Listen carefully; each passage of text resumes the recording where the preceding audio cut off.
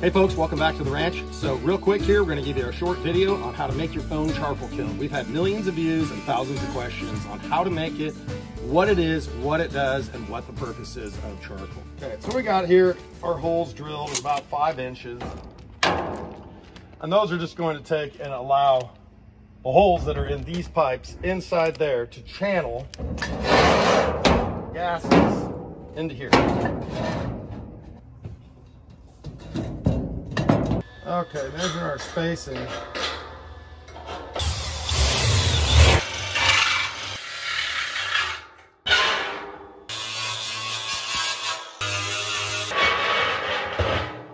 Oh.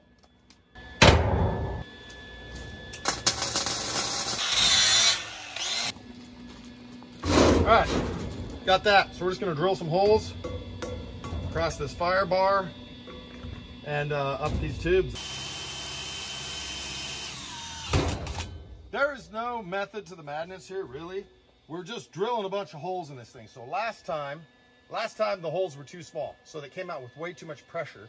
So it didn't take and oxygenate right. It didn't have enough oxidizer to make the flame combust close enough to the bar. So it was combusting after it was way far away from the drum. So larger holes, we're gonna slow the gas down, and hopefully that's gonna get us the right air and fuel mixture.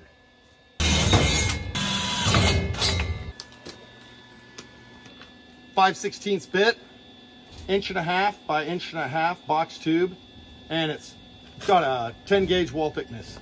10 gauge, yeah. Okay, recap. 5/16 holes. We got 1, 2, 3, 4, 5, 6, 7, 8. I don't know if that's the magic number. We got 5 on each side here, and we have 1/2 inch holes going into here. That will be plenty. That gas, if it's coming in that fast, will just hyper accelerate through that very small threshold and fill this bar. Oh, that was fun.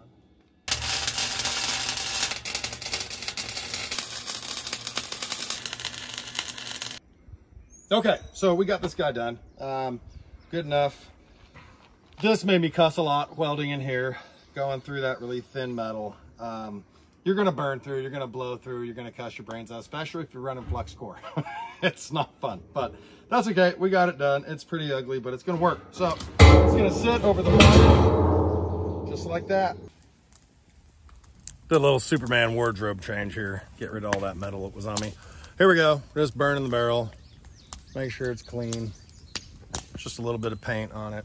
First batch that we're gonna do, we would never consider using it for cooking or anything like that, so it'd just probably be biochar. So if you take the time, you can stack this in there way tighter than we did, but we're just showing you a little demonstration.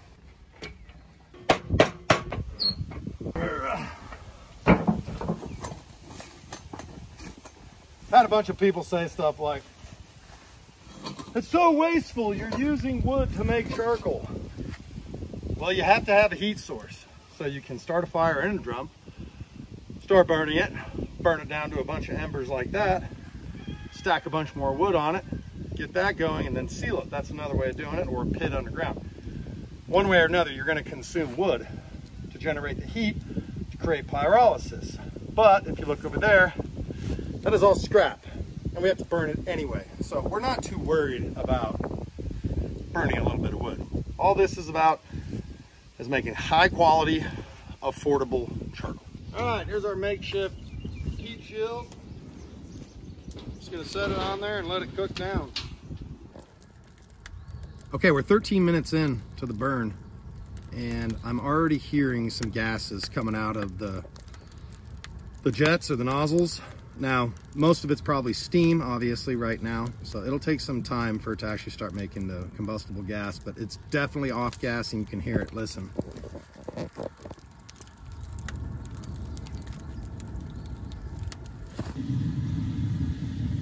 She's really going.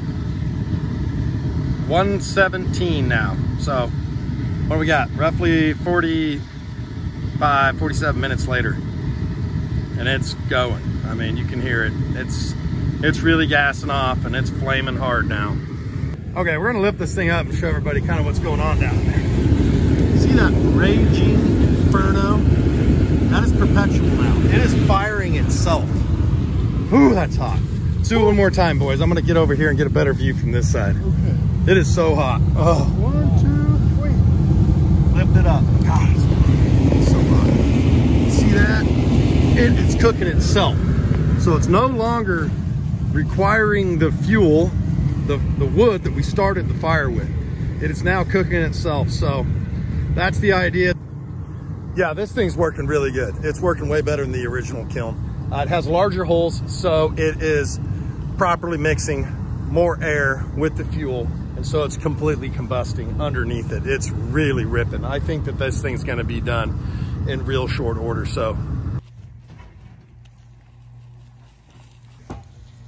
So light.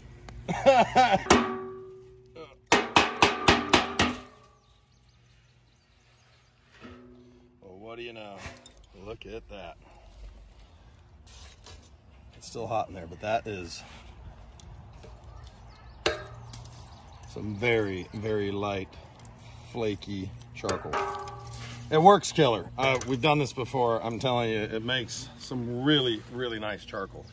Now this was extra overfired, so it weighs nothing. So it'd be interesting to see this underneath the microscope to see if it's more eroded than traditional charcoal, being so-called activated charcoal, increasing its surface area by all that additional heat for that extended period of time. So I have noticed a difference in batches. Some of it's lighter, so it's all about your cook time. This cooked a little longer. Remember, when it stops making gas, stops making flames coming out from here, it's done. That's pretty much it. Anyway, thanks guys. Tick Creek Ranch.